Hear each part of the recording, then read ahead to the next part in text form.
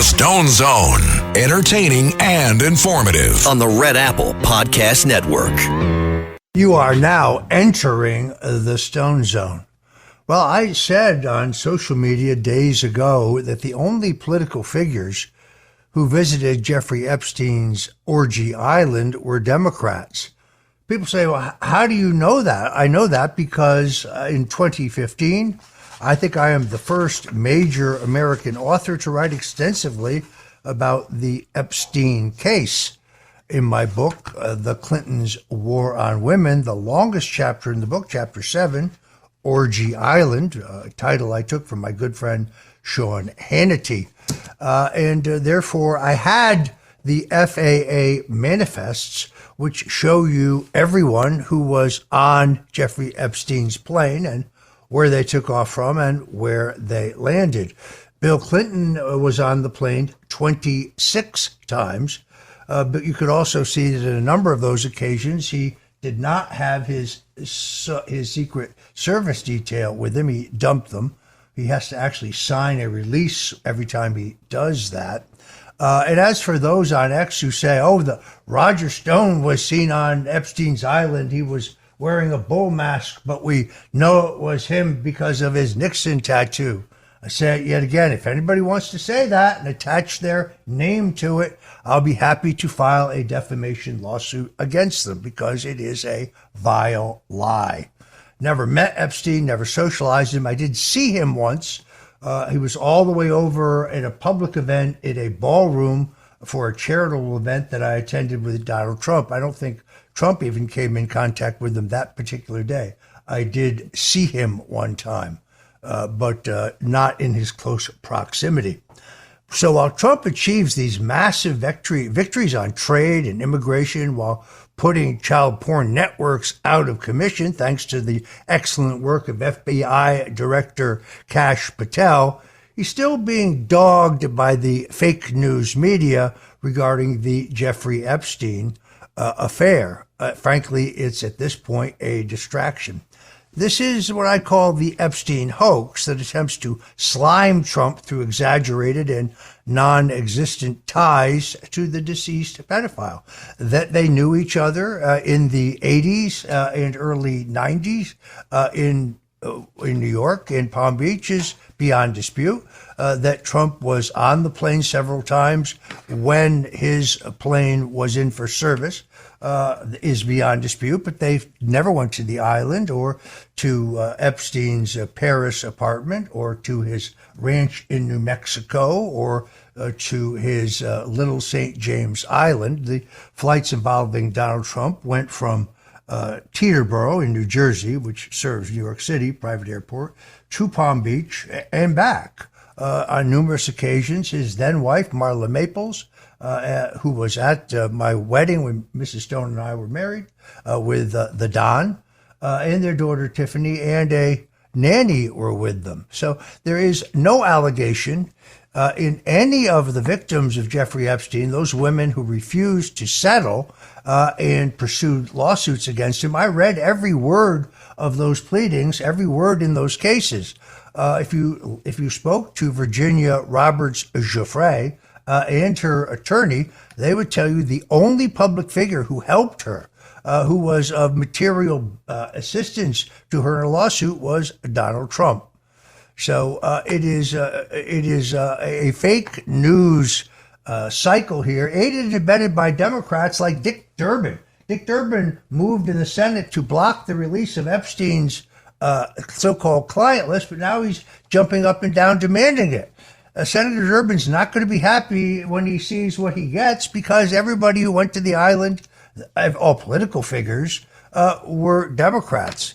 This shows you how badly Elon Musk's Grok works. They criticized that statement because they said that, Prince Andrew and Israeli Prime Minister Ehud Barak, both of whom were on the island, were not Democrats. Well, what I meant was no American political figure who went to the island was a Republican, not one.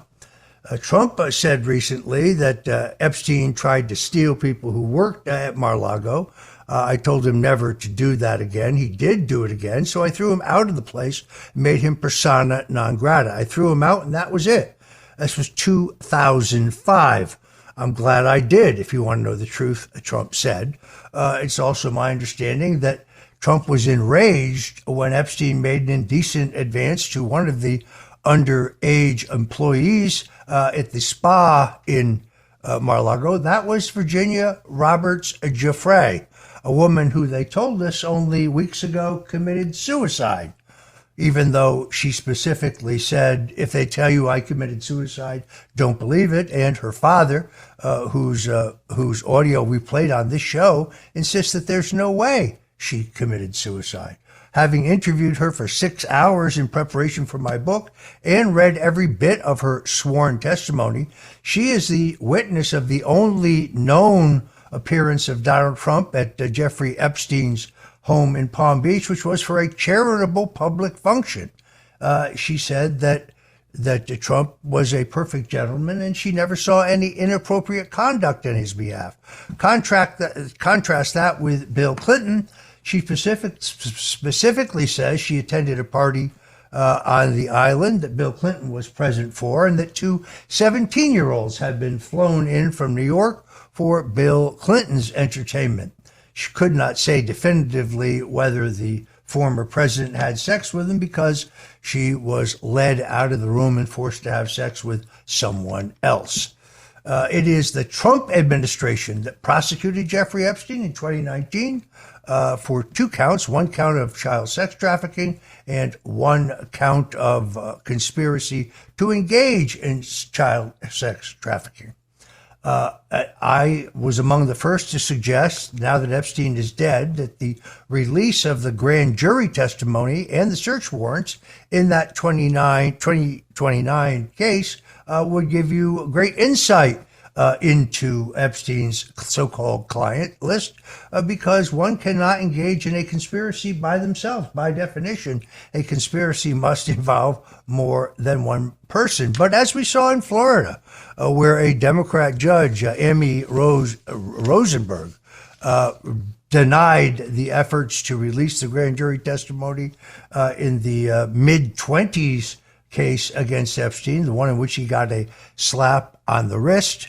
And it is now before 2 different Democrat judges in New York. I'm willing to bet that both of them will refuse to unseal the grand jury testimony. So who is it that's conducting the cover-up? Trump's made it clear that his own words make it clear he had no tolerance for Epstein's weird behavior. It's time for Democrat judges to release the Epstein grand jury testimony so we can find out who was really involved in this pedophile ring. Meanwhile, Jeffrey Epstein's accomplice, his pimp, Ghislaine Maxwell, sat for a 9-hour deposition. This was 2 full days under oath with no immunity agreements, no friendly prosecutors, no sweetheart deal. Why didn't the U.S. Attorney for the Southern District of New York under Joe Biden, Damian Williams, never even conducted a single deposition with her? Why didn't the Biden prosecutor want to know what Ghislaine Maxwell knew? You see, it's done quite differently in the Trump administration. It is the first time that Maxwell has ever been deposed by any U.S. Justice Department official. So for some reason, the deep state was not particularly interested in the information that she knew. They were happy to let her die in prison with the information. But this is now changed because Donald Trump is in the White House. Additionally, Jeffrey Epstein's money man, Les Wexner, the Victoria's Secret founder, was also never questioned or deposed by the Department of Justice. Now, it's very interesting. Wexner, at some point, signs over all of his wealth through a power of attorney, turning over his entire multi-billion-dollar business empire to Epstein. Wexner also resigns from his country club, cuts off all of his childhood friends, essentially becomes a recluse. Could a cover-up be any more obvious than what was going on? It's going to take a long time for this conspiracy, a conspiracy of this magnitude, to completely unwind. kind of similar to the Russia-Gate scam that is now finally being exposed to the public thanks to the courage of the Director of National Intelligence, Tulsi Gabbard. But I stand with Trump and the Trump administration as they judiciously fight now to reveal the truth and undo the damage that has been done by the globalist regime and the Biden and Obama administrations. Harvard has indicated that they are ready to settle with the Trump administration, paying $500 million to settle a case over civil rights violations and anti-Semitism that have persisted on their campus. The Trump administration is seeking over double what was paid by Columbia University, which paid $220 million for similar civil rights violations. Harvard is reportedly skittish about directly paying the federal government, but have resigned themselves to the fact that they will be paying this massive sum in the very near future. White House spokesman Harrison Fields, very good friend of mine, said, "Don't allow anti-Semitism and DEI to run your campus. Don't break the law and protect the civil liberties of all students." We are confident that Harvard will eventually come around and support the president's vision.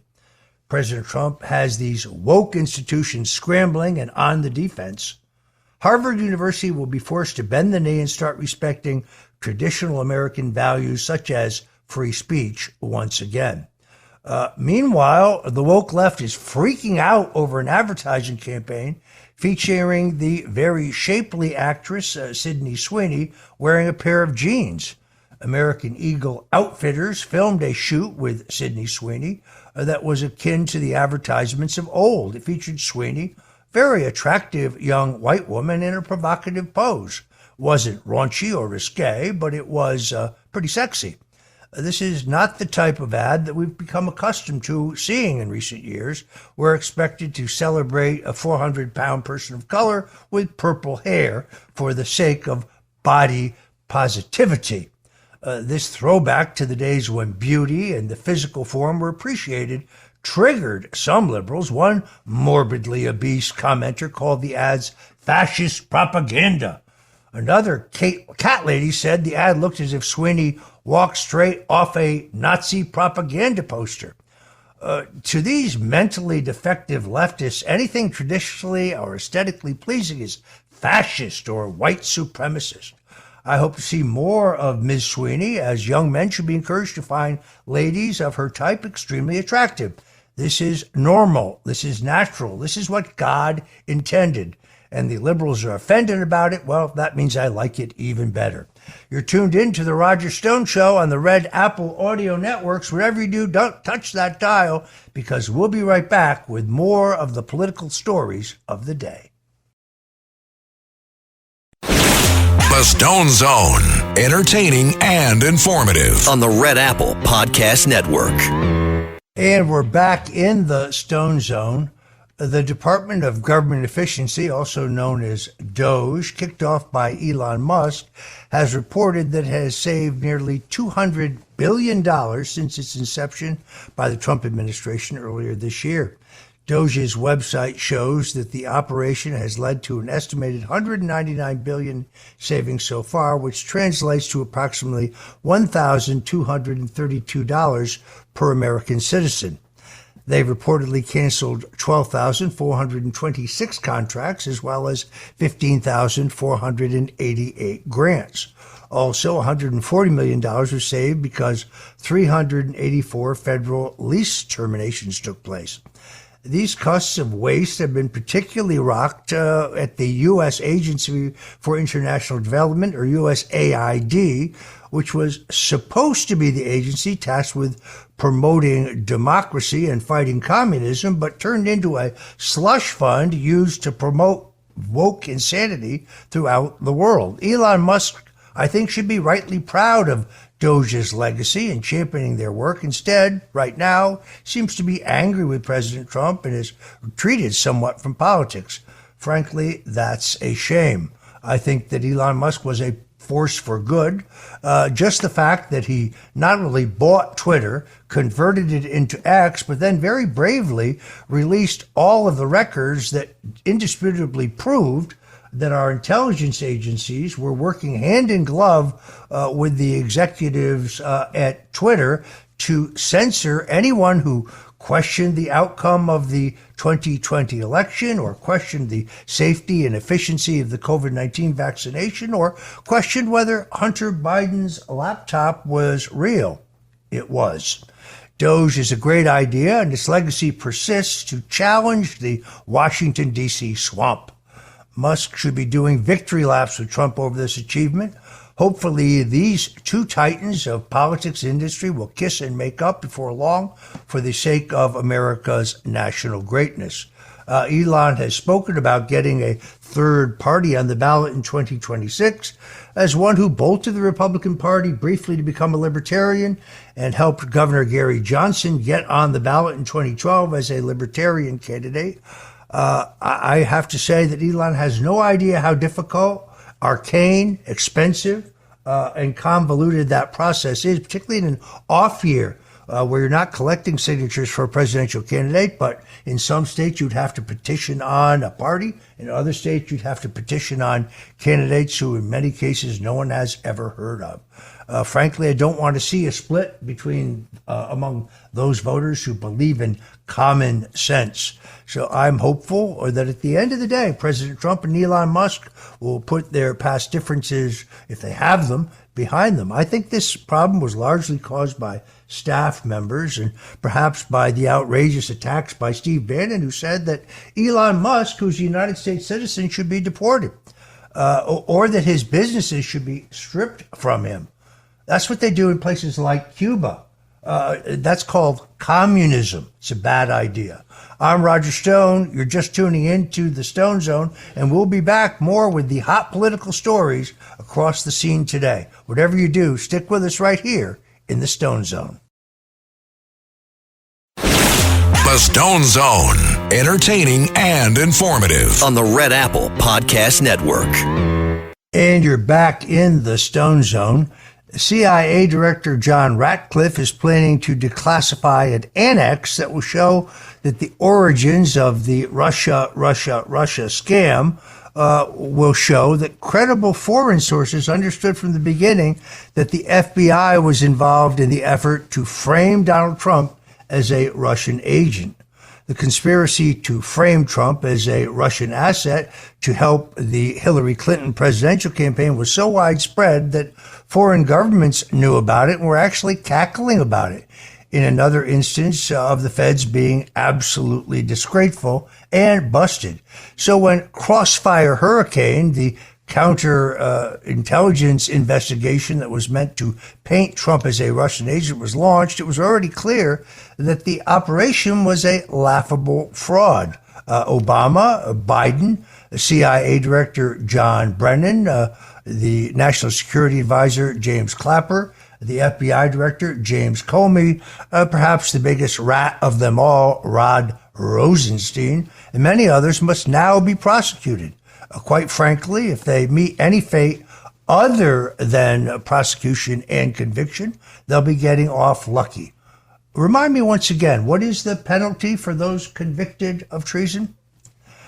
In the meantime, news reports have shown that we now have the fewest number of deaths related to extreme weather that were ever recorded since records were first taken, showing that the climate change narrative is once again a massive hoax. In what is good news to any sane person, all four Northern Hemisphere ocean basins in the Atlantic, Indian, and Pacific Oceans are running below average on accumulated cyclone energy. The North Atlantic has seen very little activity with the ACE energy measurements from January 1st to July 21st, running at only about 41% of the 1991 to 2020 average. These are incredibly positive and revealing developments. This is why climate change supporters have to start wildfires and do other wacky things to promote their crazy agenda. The facts are clearly just not on their side. Nobody cares about issues like climate change when the purchasing power of their dollar is decreasing, due to inflation. And when the Federal Reserve refuses to cut interest rates on the American people, at the same time bringing on a $2.5 billion renovation to their already lavish and palatial headquarters on Constitution Avenue in Washington, D.C. By the way, that's about a 70% cost overrun. The director of the Federal Housing and Finance Administration, Bill Pulte, has emerged as one of the most articulate critics. He's a builder. He comes from a long line of builders, one of the most prominent construction and home building families in the country. Just like Donald Trump, he understands construction, and both Trump and Pulte find it difficult to understand how you could possibly spend $2.5 billion in a renovation.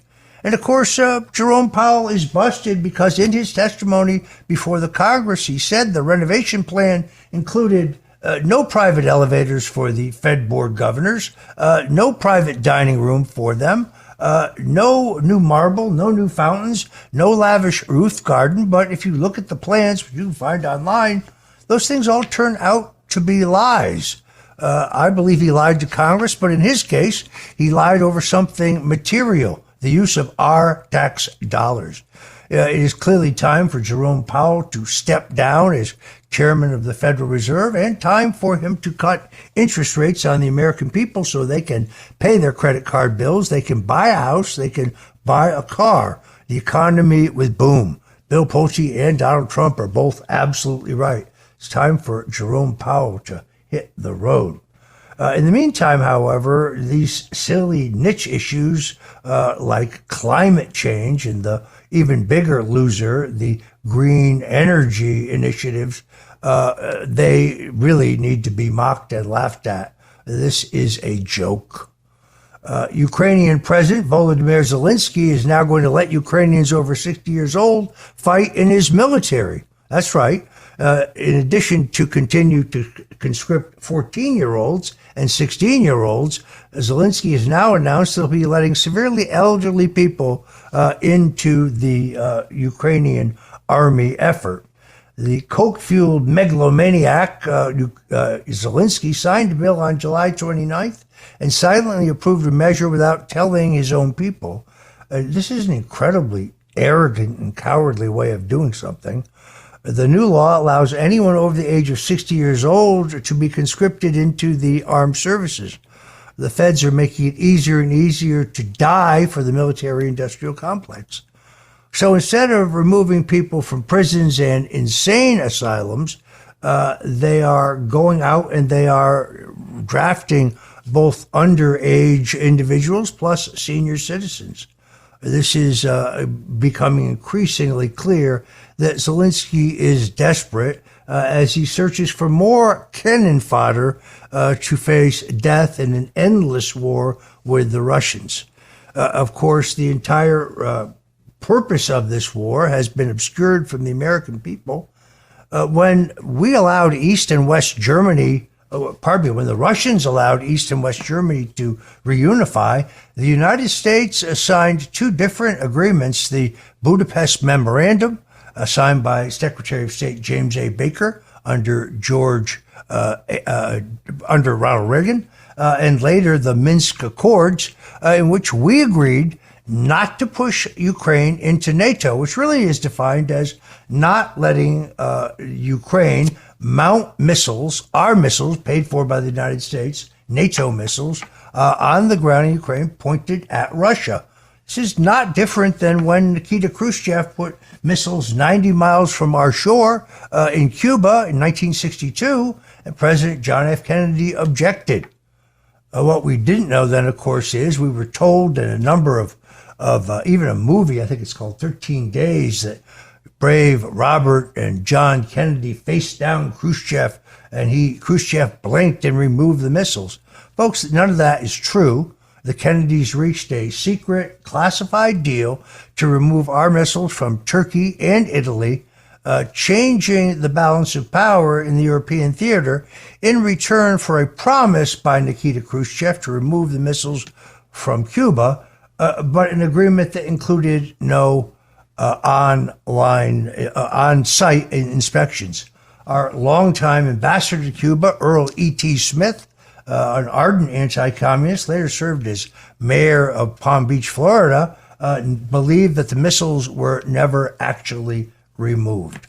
So it is very clear that the situation in Ukraine is analogous. The idea that the idea that Putin wants to swallow up all of Ukraine, then he's going to seize Poland and France and Germany, is an absurdity that only somebody as dumb as, say, John Bolton could actually believe. The president has gotten tougher and tougher, and he's issued an ultimatum to Vladimir Putin to end the war. I think he's had enough of the stalling and subterfuge of Vladimir Putin, and he's tightening the deadline for Putin to end the war with Ukraine. Trump said yesterday, I'm going to make a new deadline of about 10 to 12 days from today. There's no reason in waiting. We just don't see any progress being made. Now, previously, Trump said that Putin had 50 days to end the war, but now he's apparently recanting. He has threatened to impose 100% tariffs on Russia and its serious trading partners in the recent past. Trump is very clear that he's had enough of Russia. Putin is not a good guy and absolutely should not be empowered. Of course, you remember it was President Donald Trump who gave the Ukrainian Javelin missiles with which to fight the Russians, while Barack Obama gave them blankets. Who is it that's in the pocket of Russia? Well, certainly not Donald J. Trump. But if he can strengthen our society through trade deals by enforcing accountability and staying out of messy wars, that in itself will be a major achievement that will be lauded for generations. As I said on yesterday's show, Donald Trump has already earned the Nobel Peace Prize, whether it is the ceasefire between Pakistan and India, whether it is ending the war between the Congo and Rwanda, whether it is his more recent announcements, he's already earned the Nobel Peace Prize. Will he win it? Don't hold your breath. Meanwhile, the Ayatollah Mamdani, the mayoral frontrunner of the Democrat Party, is getting a surprisingly high percentage of the Jewish vote in New York, according to a new poll. A Zenith Research Public Progress Solutions poll shows that Mamdani, who says that he's for the Intifada, is currently getting about 43% of the Jewish vote in the city, as well as 67% of the Jewish vote of voters between the ages of 18 and 44. It's just very hard to understand why young Jewish people would be rallying behind a pro-Palestinian, pro-jihadi, pro-intifada Marxist Mamdani. The answer is because the Republican Party is locally down to about 18% in their registration. Contrast that to the time when Mayor Rudy Giuliani was elected, when Republican registration was about 32%. Now, with the opposition to Mamdani split between three candidates and none of them seeming to budge, I think it is increasing. The Marxist is about to be mayor. And between his position that we should defund the police, that we should do away with cash bail, and I'm sorry, when he continually says that violence is a social construct, to me that indicates he intends to throw the doors of Rikers Island open and let all the criminals out, would fit in with the rest of his agenda.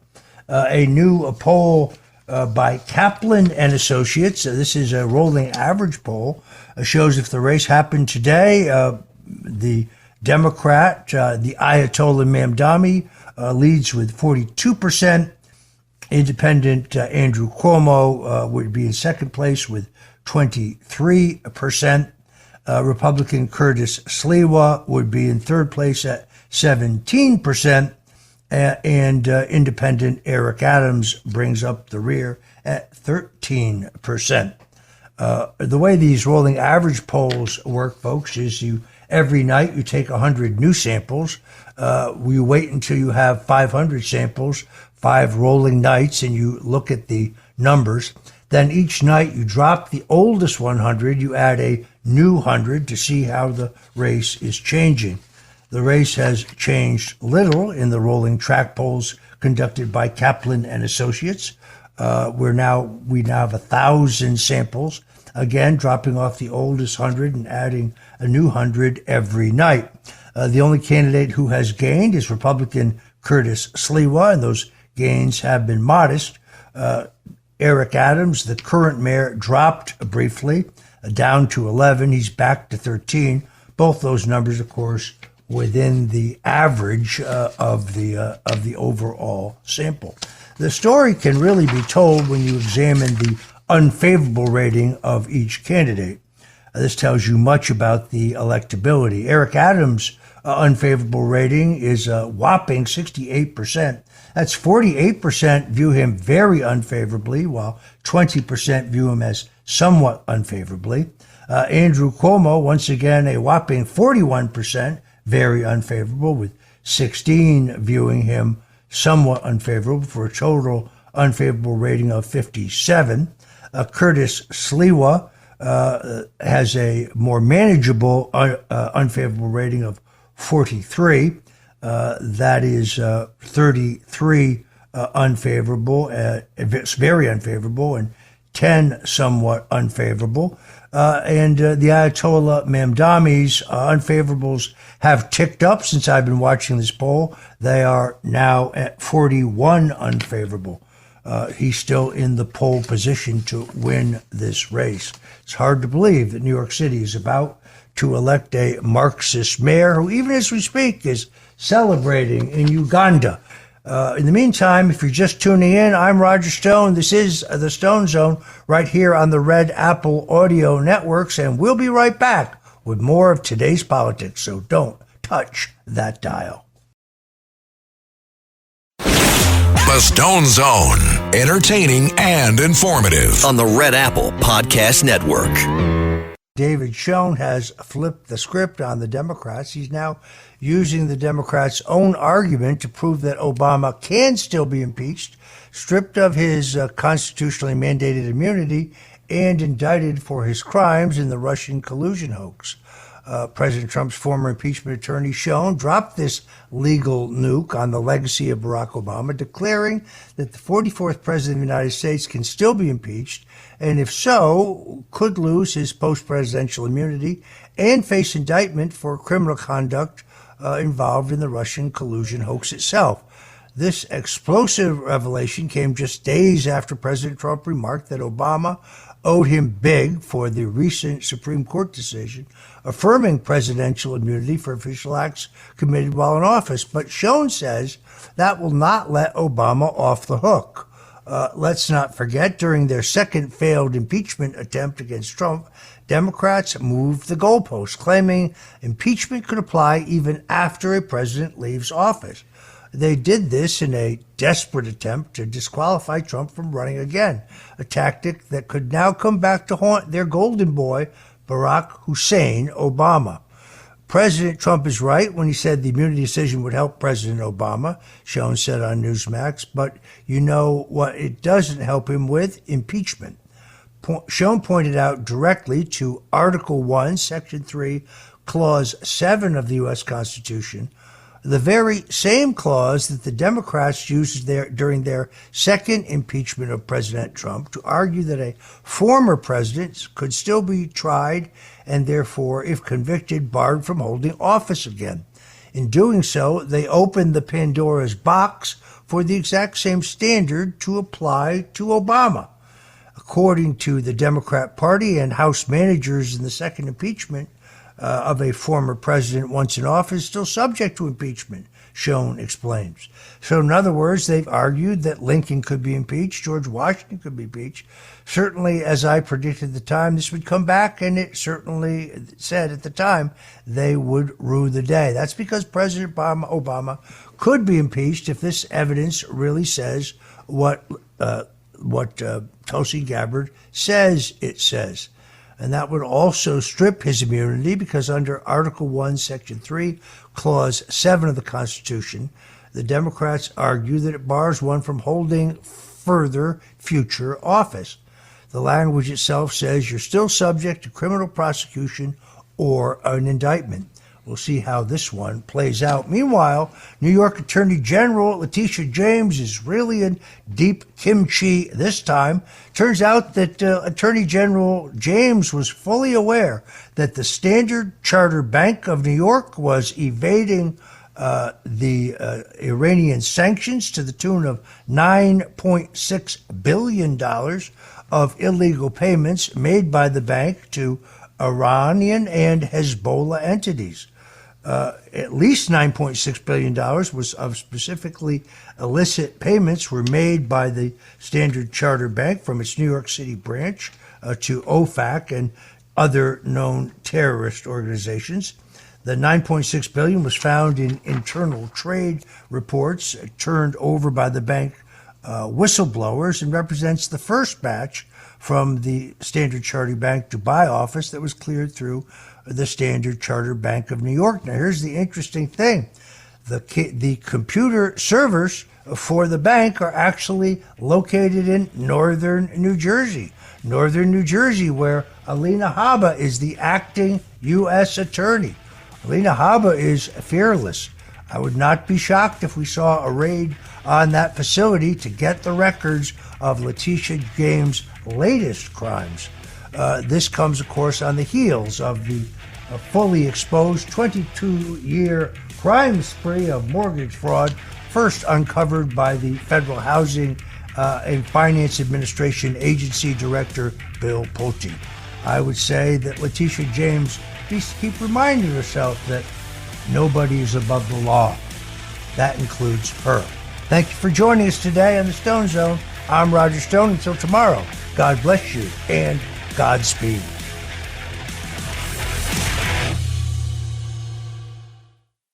Thanks for listening to The Stone Zone with Roger Stone. You can hear The Stone Zone with Roger Stone weeknights at 8 on 77 WABC. If you like the podcast, share it with your friends and listen anytime at WABCRadio.com and download the WABC Radio app. Hit that subscribe button on all major podcast platforms. Plus, follow WABC on social on Instagram, TikTok, Facebook, and X. See you next time for a new episode so you never have to wonder. What the heck is going on here?